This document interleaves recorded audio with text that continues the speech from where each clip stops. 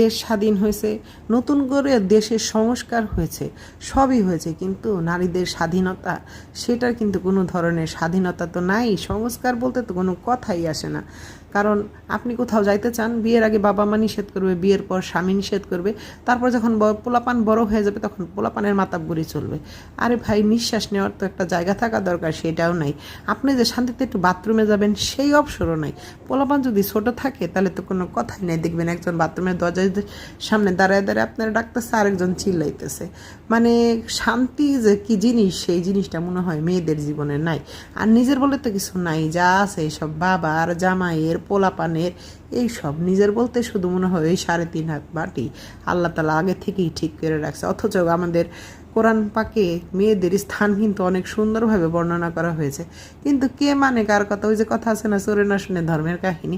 মেয়েদের জন্য ঠিক এই একটা অবস্থা।